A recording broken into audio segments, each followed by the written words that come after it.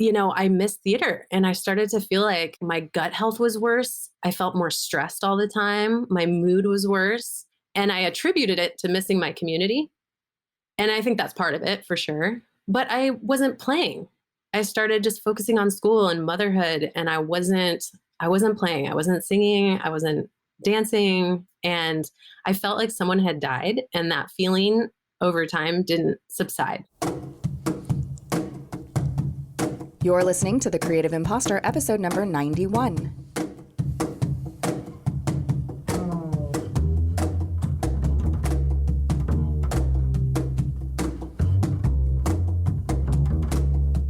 Welcome to The Creative Imposter. I'm Andrea Klender, and this episode, I tried to write an introduction for today's episode, and I just couldn't do it. So I'm going to speak and see what comes out, because today's guest is amazing. Her name is Brooke Seiz, and she is a functional medicine nutrition practitioner, which is a mouthful. You can learn more about what that is by listening to the rest of this episode, and also by visiting her online at wiredandtiredwomen.com. Wired and Tired, how I often feel but don't want to feel. Great name for a website and for a business. And Brooke reached out to me. Okay, side note, I don't often take cold pitches for guests on this show. The guests on The Creative Imposter generally are people who I know or people who I've been admiring from afar,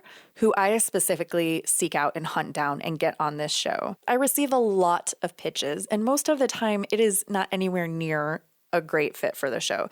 But Brooke reached out to me after hearing about my health journey from the past year with a DCIS stage 0 breast cancer diagnosis, mastectomy surgery, and reconstruction and recovery.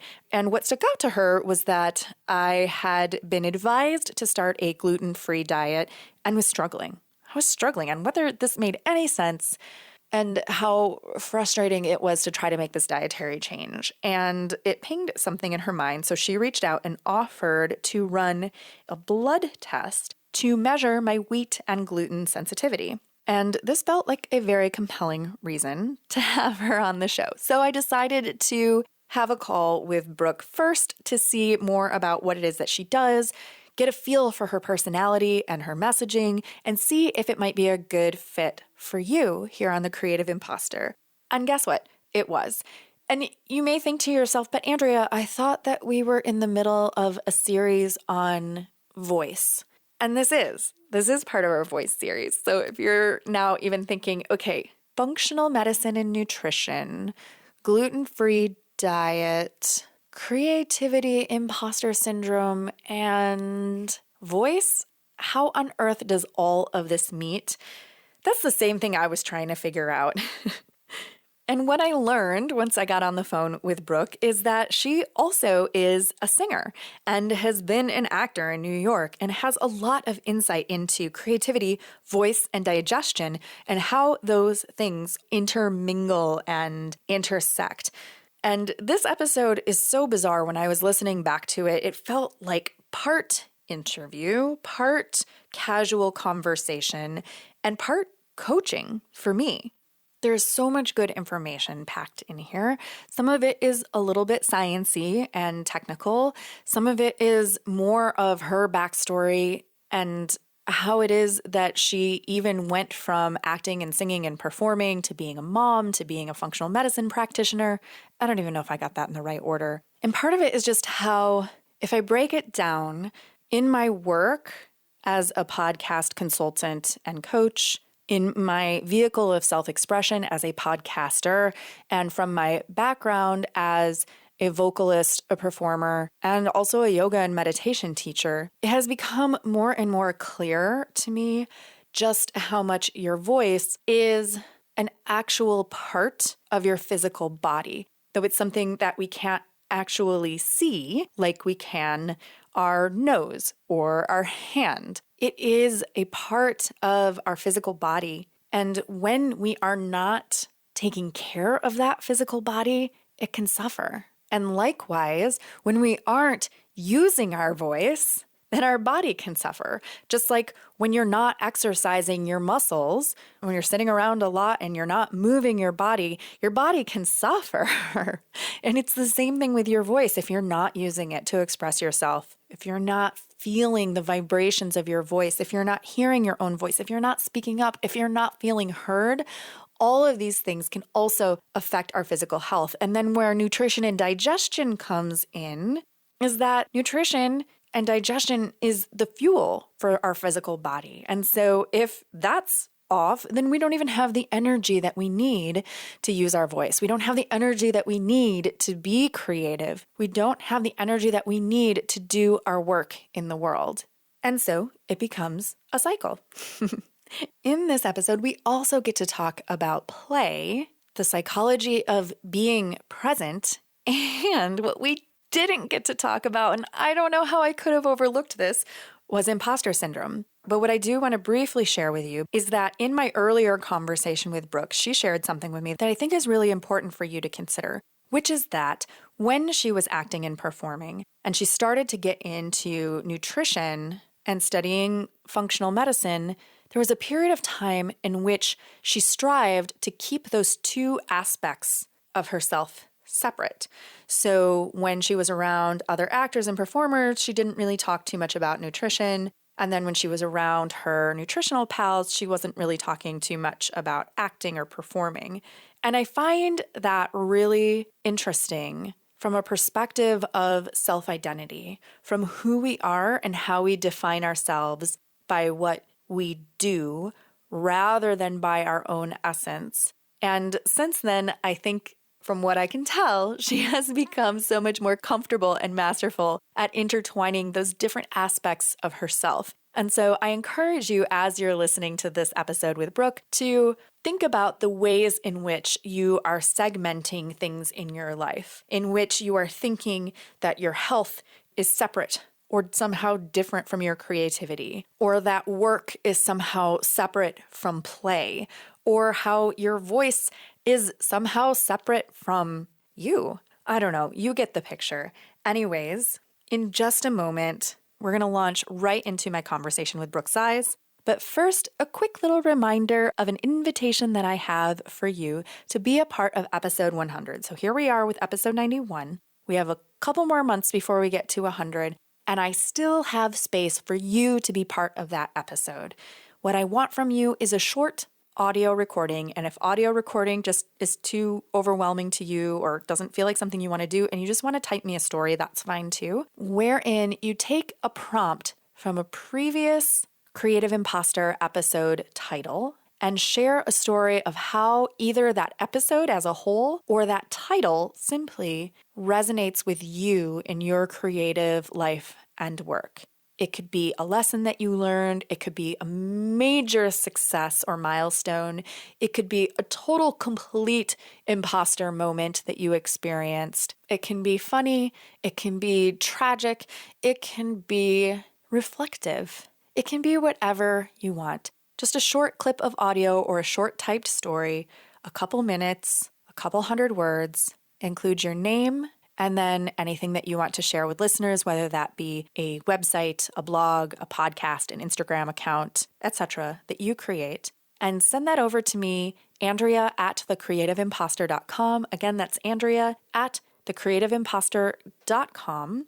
If episode 100 has not come out yet, you probably still have time to get it to me. So rather than me making up these arbitrary deadlines, just get it to me as soon as you possibly can while we're still in the 90s. And of course, I will link to a list of all of those previous Creative Imposter episode titles that you can choose for your prompt in the show notes for this episode, along with links to a bunch of fun things that Brooke is actually offering around helping to support you to not be a wired and tired woman and to help your body be the healthiest, strongest, most energized vehicle for your voice and your creativity. Those links will all be in the show notes at thecreativeimposter.com/091. Again, that's thecreativeimposter.com/091. I cannot wait for you to hear this conversation with functional medicine nutrition practitioner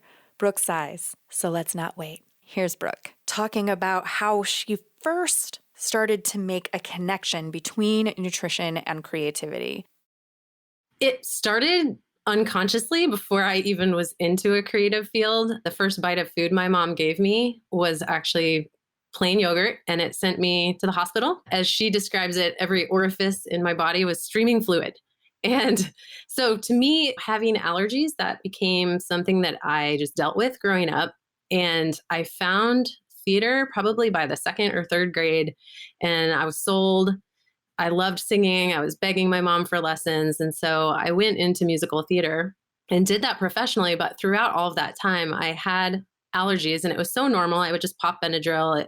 I didn't even think about it. But it started manifesting into more health issues as I went along, anxiety, gut problems, constipation, even like mood issues over time. And so I kind of found nutrition through needing to be present and calm and relaxed for auditioning and performing and to get my health on track. And so, what is the work that you're actually doing right now? Functional nutrition. A lot of people aren't quite sure what that is. Maybe they've heard of functional medicine. And functional medicine and functional nutrition are sometimes used interchangeably. They both are based in kind of a systems approach that looks for root causes for someone's health issues instead of chasing signs and symptoms, which is kind of a more conventional model. And it really values the therapeutic relationship. Functional nutrition, its job is not to treat disease like a functional medicine practitioner, but instead to look at the whole person, to address the root issues from which their signs and symptoms manifested. Like sometimes it's years and years of stress, for example, or some other diet related or other issues that may have caused some of the signs and symptoms they're seeing now, and to kind of educate them on why that occurred. And I think the big thing with functional nutrition is to be the gap between the doctor and the client's day to day, right? Mm-hmm. Like, how do I actually do this? What does that look like?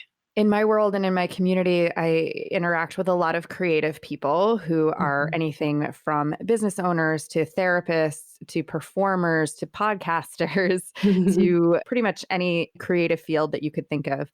And a lot of times there's this sort of theme or feeling of, oh, I'm so exhausted. I'm so exhausted. I'm so stressed out. I'm so overwhelmed. I have 5 million things that I'm doing. There's almost this expectation that if we are high achieving and if we are doing interesting things in our lives, that we just naturally are going to be tired and we just naturally are going to be stressed and we just naturally are going to be overwhelmed all the time. I mean, I'm speaking from observation and then I'm also speaking from personal experience. I'm kind of like, well, I just feel tired all the time and I'm so busy and I'm working so much. But the alternative is what? The alternative is not to have these creative pursuits. Yeah. It's a lot of education on what is human existence really, what was it before and what is it now in our modern society? And is this normal now? Is this really how we evolved to live? If it's not, what can we do about it? A really wonderful part, I think, of functional medicine or functional nutrition is that we take an individual approach and everybody's different. And so I'm not going to tell someone what to do. It's really more something we figure out together. And so that work all the time, productivity approach, it is very much embedded in our culture and our society, but it's not really how our nervous system is going to operate and be healthy. And so what can we do about that? And it's little goals week to week, it's little steps so that we can still accomplish what we want in life, but also find those moments in between the busyness to relax. Yeah. With my medical diagnosis this year, I do all these things to be healthier. Like I try to make healthy food choices. I do yoga, sometimes more, sometimes less, just depending on, schedule and then things like that. I do a meditation practice. I have eliminated chemicals from my cleaning products and my personal care products and done all of these things to have like a healthy, holistic lifestyle. And then there's still a medical diagnosis that comes in, it knocks you off your feet. And you're like, how can my body betray me like this? I'm trying to do everything right. And how could I end up with this thing happening that I thought was like, oh, well, you get cancer if you smoke, or if you eat terrible processed foods, or if you use chemical antiperspirant with aluminum in it, on your armpits, or all of these things that you're told are the things that cause this to happen. And then you consciously try to have a different choice and a different way of living. And I kind of had this whole guilt thing come up. It's like two sides of the coin. One, how could my body betray me like this when I'm trying to do everything I can? And then two, what did I do wrong? How did I fail my system? What was I missing? What did I not do well enough? And I think that there's all that psychological processing that happens in the health journey when you have a major crisis or you have something shift for you. And traditional medicine doesn't really seem to have a good way of dealing with that.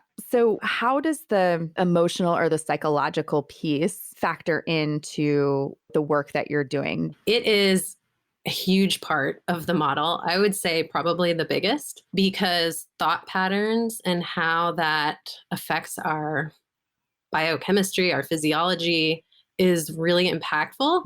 And we never really know going into something like, are there thought patterns that are impacting my health or are there not? But that's part of the work that we do together, is to kind of dig into that and figure it out and explore how that might play a role or not play a role, or what we can do to improve our health through that. I've been doing nutrition for about 8 years now, and I'm actually halfway through a master's in counseling psychology Mm. because I just was referring to counselors all the time and getting into conversations where food is something that goes in our body every day, right? It's going to have a conversation with ourselves and how our body's operating, but it's just one piece. Other pieces are play, our thought patterns through the day, our stress. And it's interesting too, because what you said about running around and doing yoga and doing these things that help with stress management, or what I like to call stress transformation instead, those things are transformative for the body and for stress. It's also interesting. I thought at one point how I was like needing to do things. I think it came up for me when I had kids, and I was like, I don't have time to do my things that help me with my stress. What am I going to do? And then I realized what I'm doing all day long is thinking. I'm thinking all day while I do everything. And it's the hardest thing, I think, to change your thought patterns. So it's a work in progress for me, for sure. But that is a really powerful area that we can address, and that we do address in functional medicine model. When I hear nutrition, functional medicine, play is the farthest thing from my mind. Like, it sounds so very clinical and serious. So, what have you discovered about play that makes a difference for your own self, for in your life, and then also with clients? Well, I guess I'll start with my own story of discovering how I wasn't playing, Hmm. because I went into theater at such an early age, and it's play, singing, dancing, laughing, community. There's so much time in that type of work where you're just playing. And I was kind of a workaholic, because that's what, a lot of creative people do. We work really hard, and, it's competitive. And so being in New York and auditioning, I was working my side job to pay my rent and getting to as many auditions as I could and going to as many lessons as I could. But I was playing during that working time. So when I decided, I always knew I wanted to have kids, and I was turning 30, my husband is a musician. We decided we didn't want to do that in New York. And I'm kind of a future person. Like, I just jumped in. Nutrition helped me. I'm just going to go back to school, do nutrition. I love it too. So I can just leave theater and it'll be fine. And then I find myself in an apartment in Denver in school, working part time, like teaching some yoga classes with a baby who's colicky and a husband who's still like working out of town for music gigs, doing a great job supporting his family, but not always able to be there. It felt almost like I just hit this sort of almost rock bottom that I didn't expect. I got kind of depressed. I was not sleeping enough. I was alone with a baby, and I just don't think that's healthy anyway. And, I missed theater, and I started to feel like my gut health was worse. I felt more stressed all the time. My mood was worse. And I attributed it to missing my community. Mhm. And I think that's part of it for sure. But I wasn't playing.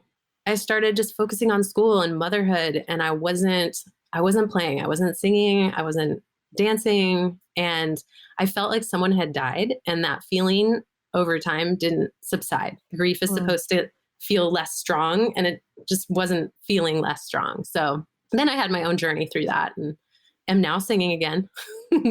As far as play, like that was kind of my experience of realizing how important Yeah. that is. And then in learning the functional medicine model or the functional nutrition model, play is actually one of the pieces that we need to make sure people are incorporating, and is defined as doing something for no productive purpose, just for the pure enjoyment of it. I can totally resonate with that because when I when I look back over the trajectory of my creative life, I also was an actor and performer and singer. I studied voice in school. So I was a voice major for 1 year and then I dropped it because it was so much work that it was no longer enjoyable to me and I was actually dreading every time I needed to sing. So I dropped that major, but I still kept doing my voice lessons. I was still singing and performing here and there. And then at a certain point, I stopped doing voice lessons and I wasn't really performing and I was focusing on other things. And I really missed that.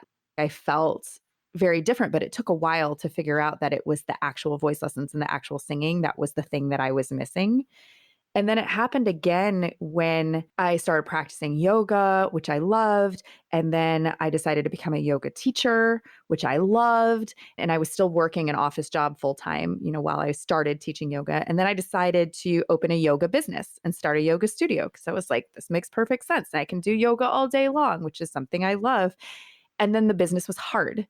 And then the business was stressful. And it was more about managing other people and figuring out the money and dealing with customers and clients who were unhappy or dealing with building maintenance issues or things like that.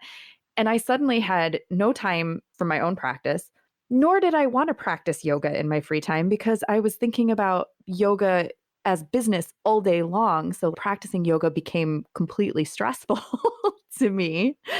And I couldn't find that enjoyment anymore. And my health definitely suffered during that time. It was one of the reasons I ended up closing that business because one, I was financially bankrupt. And two, I just was exhausted.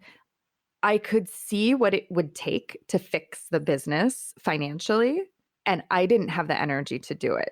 And after closing that business, that was probably the first time I could ever honestly say, like, I was actually depressed, really depressed, could not get out of bed, completely apathetic towards things. And that didn't start to shift until I started podcasting. And I feel like it comes back to that, like using my voice. You and I had talked briefly about how the actual physiology of using your voice can make changes in your body. Yeah. One really big connection is the vagus nerve. And the vagus nerve is a nerve that connects the brain to the body. It's very much connected to the stomach and the intestines. So I always find it really interesting. I mean, there's research on this, but also just from my own anecdotal experience of like my gut health becoming something that was harder to manage or that got worse when I stopped singing. And I always wonder what it would have been like if I'd never been a singer. Who knows? But humming or singing stimulates the vagus nerve, and that's how it can help innervate the nerves that are involved in digestion. So it's very specifically connected that way. And then just being a part of our nervous system, when you go to a yoga class, right, and you how soothing that can be and how relaxing. And I remember with my colicky baby in my apartment alone, like when he would just be screaming and crying, I realized I did a lot of oming because Ah, I was ready to explode. He was upset. And so that vibration on my chest and then his head there, it would calm me down, which was probably pretty vital, but it would also calm him down. And I'd see his eyes just sort of space out and his whole body kind of just, it's like it took his whole nervous system into a different place, into his parasympathetic, his rest and digest system. And so it's probably sort of obvious sometimes in life, those little moments where you hear someone sing and everyone turns and looks, in a crowd. But we don't always think about just on a day-to-day level what it can do for us, like what you're talking about with podcasting. yeah. How do we look at this interplay between our creative pursuits and play and self-expression, and then also gut health. I feel like a lot of people are talking about gut health right now in terms of, oh, you have another brain and it's in your gut, is what Mhm. I've heard. Or your intuition is in your gut, it's not the third eye chakra like we think of, it's actually in your gut. What can you tell us about how paying attention to your digestive health and your gut health affects your ability to create and to work versus your creativity, play, and creative work, how that affects your gut health and digestion? Is it just a continual loop? Do we approach it from both sides? How does that work? I definitely think approaching from both sides. There's always the quote of Hippocrates that all disease begins in the gut, Mm. or the other way to say it is our health starts in our gut. In Ayurveda, they would say that all health starts in the nervous system because of how the nervous system affects the gut. Uh, So we've got our voice, right, as calming, or yoga, or our creative expression, which could maybe bring us into our parasympathetic, our more restful side of nervous system, and affect our gut in a positive way. And it literally does. Even if we just look at something called secretory IgA, which is an immunosupportive secretion that protects the gut lining, supports our immune system. A lot of people have heard of leaky gut. It's going to help prevent leaky gut. If we're stressed, if our cortisol is high, our stress hormone cortisol is high, that can suppress our production of secretory IgA. So then we have lowered immune function, lowered gut function just from our stress. So we can definitely see it that way. But then if we're like, maybe relaxed, but we're not eating foods that have prebiotics, which are foods that feed our gut bacteria. So if we don't have a good microbiome, a good makeup of gut bacteria, that can also affect the lining of the gut and the function of the gut. A lot of our serotonin is made in our gut, which is going to support kind of how we feel mentally and emotionally. So it can affect that.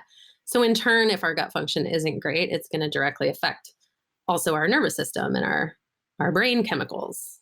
I've experienced it both ways. I've gone through periods of stress where my gut health took a hit because of it. And then one of the experiences I had early on that led me to address my gut was that I would get this rapid heartbeat going into auditions. That's uh, really what led me into functional nutrition. It was that I started having more anxiety, and I felt like my body was like in this fight or flight reaction when I'd go into auditions that I hadn't experienced before, and I would find it hard to breathe. And it huh. felt like kind of this rapid heartbeat. And I just felt like, oh my gosh, I feel like this light breath. I feel like I can't breathe. And it definitely affected my performance. And I had a bacterial infection in my gut that was producing more histamine, and histamine can make people kind of feel anxious. And so when I addressed that within like 30 days, of course, I still got nervous at auditions sometimes, but I didn't feel like my body was running away from me. So, I feel like that would be the typical response. People would say, well, of course, you just were nervous. Like you just need to get over your stage fright or your anxiety. This is just normal. And you just have more anxiety than others. And so you just need to learn how to breathe and meditate before your audition and do all that stuff. Like I would never say, oh, well, let's look at your digestive tract and see if that's what's causing you to have anxiety. How did you figure that out?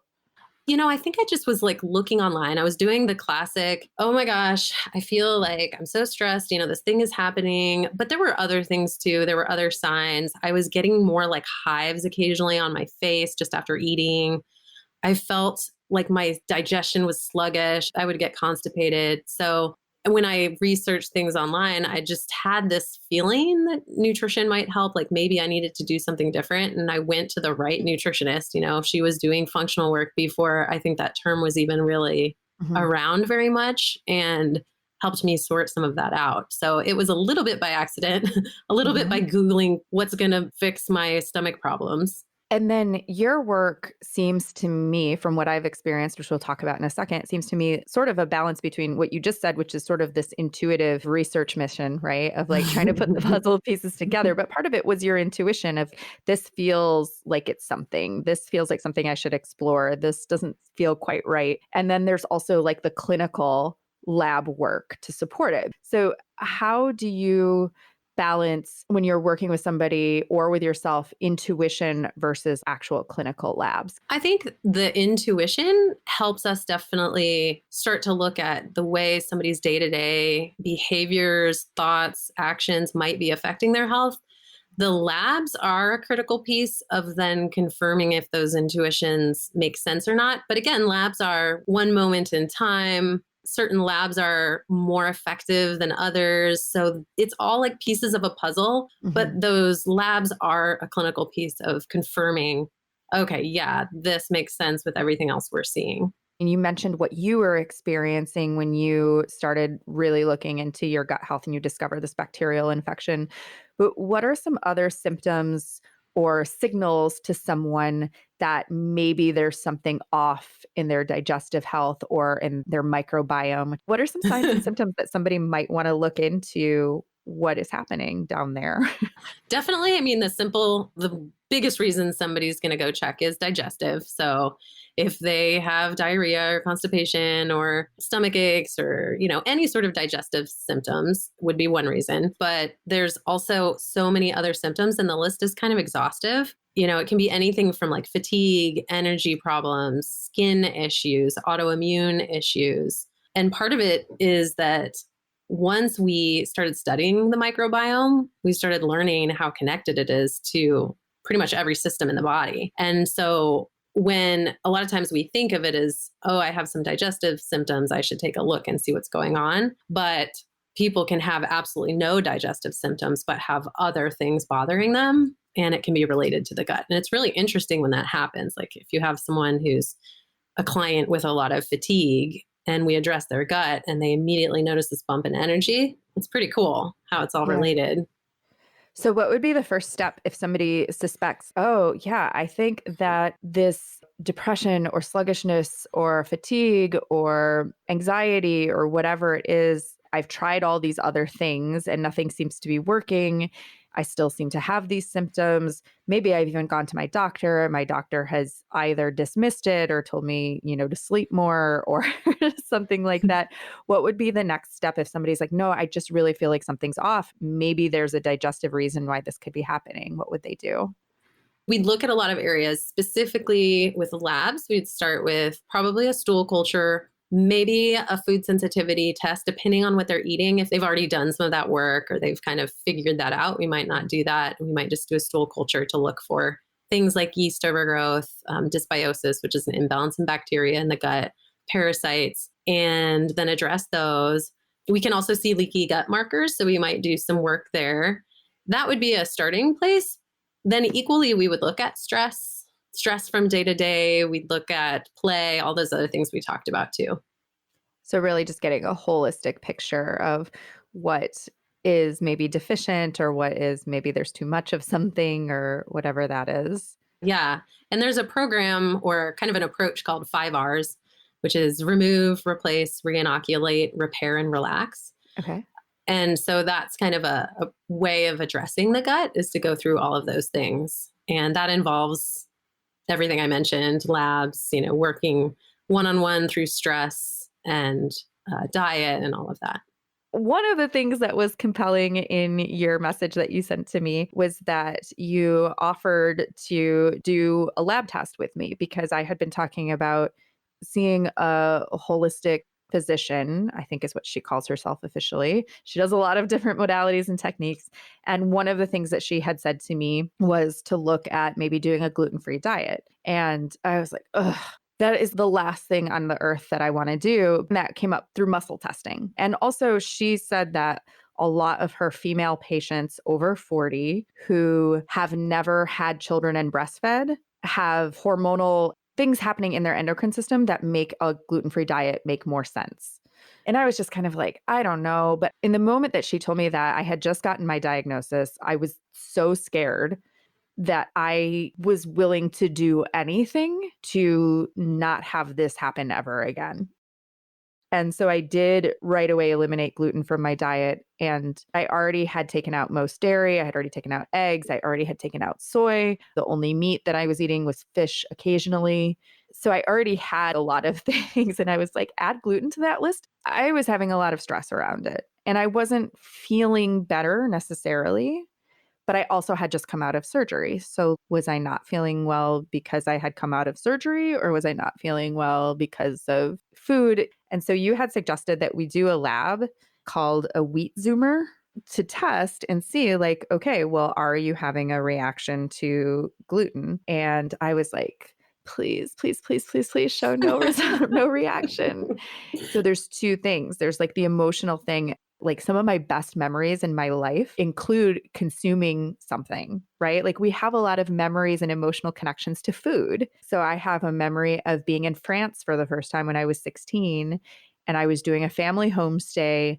The other 16-year-old I was staying with, we went to visit her grandmother in the country, and her grandmother was like making fresh crepes on the stove. And that region was known for their hard apple cider.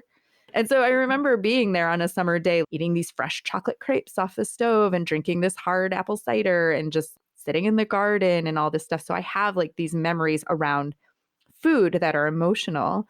And then there's also the day-to-day stress, like, oh, I'm traveling. I don't necessarily have control over my food options. Everything has gluten in it. What do I do? You know, do I just not eat? Do I do I just eat lettuce?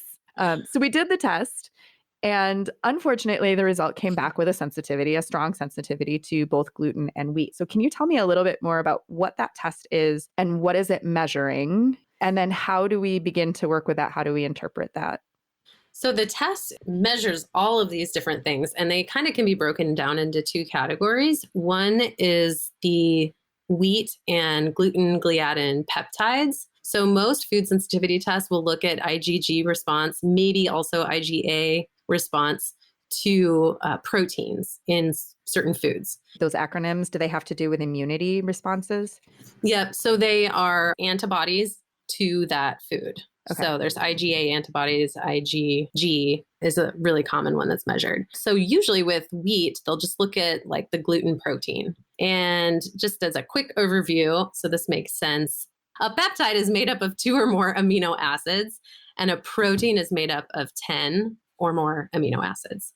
And so a peptide, we're getting down to like a more specific measurement when we're looking at those immune reactions to the peptides in gluten and in wheat, as opposed to just looking at the protein. So this test will look, it's more specific, basically, is the takeaway than most tests.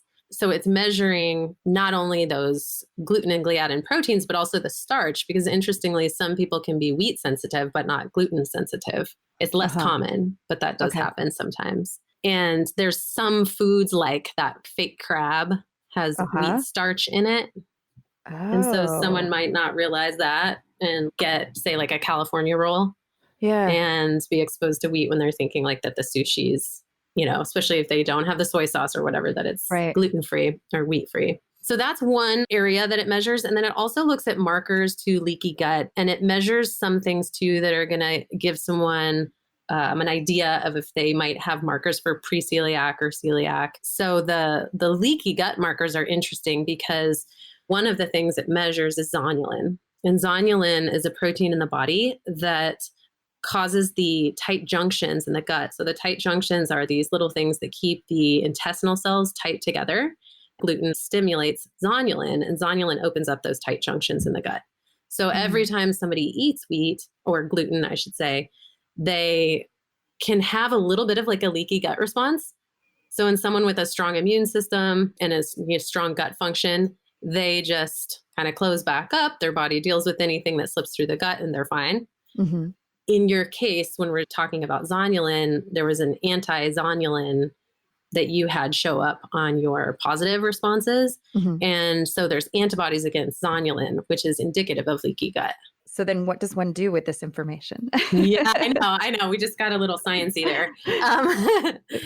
So yeah, the nice overview, I should say, of this, you know, without going into those specifics, is that like overall marker to just, okay, I'm reactive to wheat. Okay, I have like a little bit of a leaky gut marker.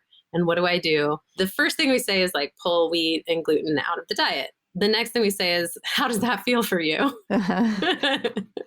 And then where do we go from there? And that's going to look different for everybody. I mean, the easy answer is we'll want to avoid wheat and retest maybe 6 months later. With those markers and with wheat, it's a little tricky. And if you look through your results, you can see that some of those things can cause more inflammation, or they might have an effect on the nervous system. So there's some research to show us that if this is present, this might not be helpful for long-term health. The easy answer is we take it out and replace it with other options. The answer for an individual who maybe finds that like extreme or hard to do up front is working with it, and saying like, okay, so how can we get this mostly out? If it's travel, if it's like you mentioned going somewhere, wheat and foods are different in other countries. So how do we approach that? Like if we go to Italy, because the wheat there is actually different than it is here. For me, the idea of reducing something without having to panic as to whether it's in something that you weren't expecting seems practical. But what I had heard about gluten specifically was that there is no such thing as a low gluten diet that is beneficial. It's kind of something that, because of the inflammation response that it creates, is kind of like an all or nothing thing. Is that true? Is that what your experience has been? Yeah, it is true. To get those kind of antibody levels down, we usually have to pull it out entirely. Sometimes I've found that I make a blanket recommendation and somebody comes back and they just aren't doing it. So that's where, if it seems like wishy-washy when I say it, it's because kind of like on a case-by-case basis, we figure out how to proceed. And then in the long term, like figuring out kind of how that's playing into overall health. So then you would normally do like a follow-up test at some point in time to see if some of those markers have changed, if the leaky gut symptoms are improved. Yeah. And I would even first sort of say, okay, because like there was a little bit of high total IgG and high total IgA. And we could say, is that just from the gluten, or is that, some other food sensitivities or some stress, or is that the microbiome? We might do a stool culture and look and see, are there some other things that we could address to get the gut functioning better, and then retest the gluten 6 months later. Now, the caveat there is that if we're not eating gluten, we won't get a response. The retest would be more so if we do some other gut work and they come back and say, well, I didn't really pull it out entirely. Then we might see like what everything else we did has done, and then go back and retest and see if we're still getting that same response. So what would be some of the things to like add in nutritionally to help support better gut function? Fermented foods is a big one. There's certain situations like SIBO or histamine intolerance where we would not do that.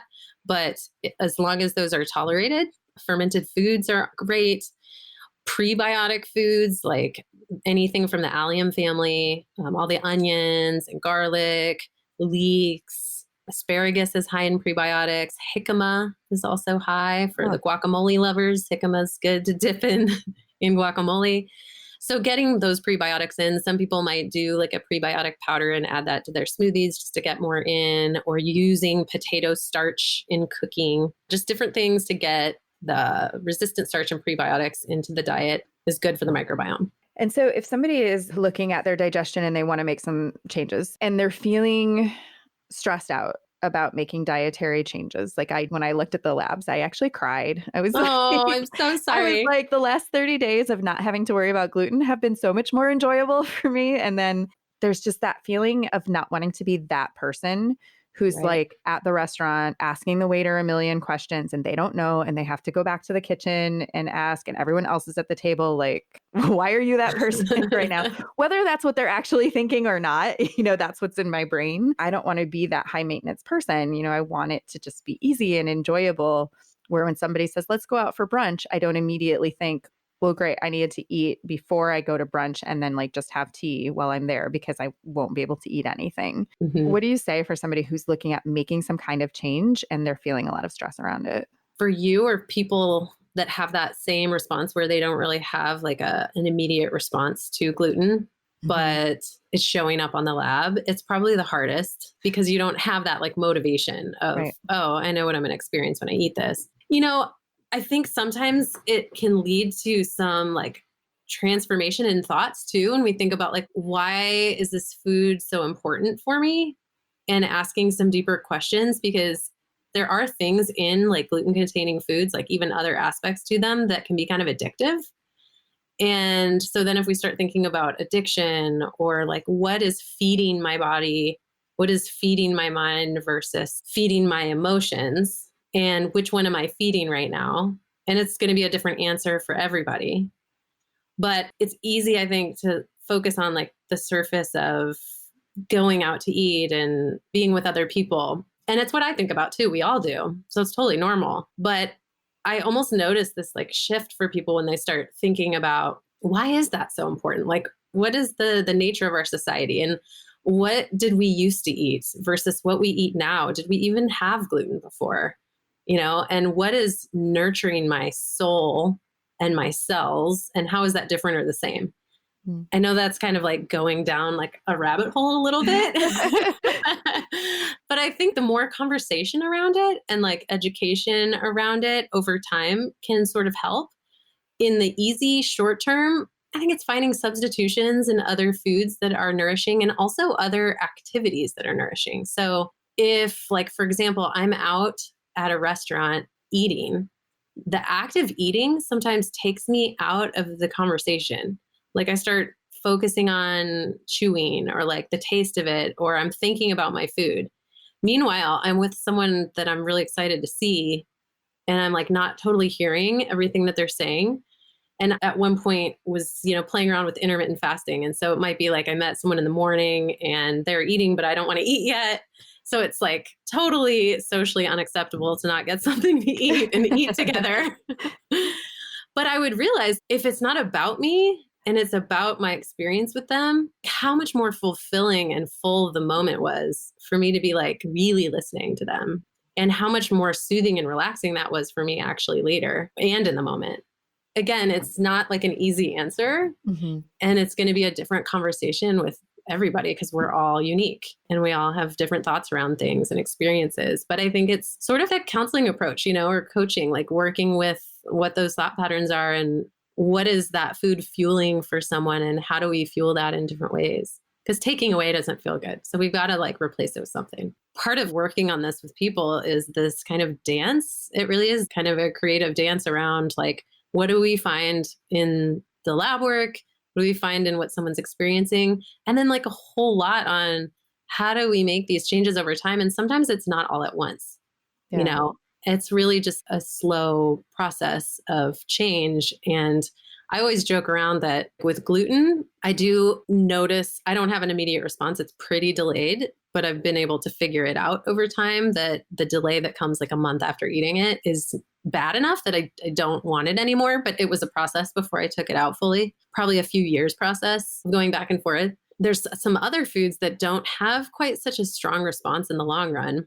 So I have to re-educate myself every 6 months. I have to eat it and feel lousy so that I can learn again. Uh-huh. And so I just re-educate. It's Yeah. like, it seems to give me 6 months of like, yeah, I don't want that. And then somewhere around the 6 or 7 month mark, it's like, I just forget and have to Yeah. eat it again and see. So, there's sometimes that's the case where we can normalize that and be like, nobody's perfect. You kind of do what you can as you can do it. And my initial approach is that like, if it's inducing a lot of stress, first we work with how we think about it and feel about it, like starting to find some new recipes or some new snacks or some new things, and just do it slowly, because stress is as detrimental or more as foods. Yeah, I have a tendency to be a perfectionist about things and be like, okay, that's it immediately, like cut it all out without any kind of like planning or preparation or anything. So that's very helpful.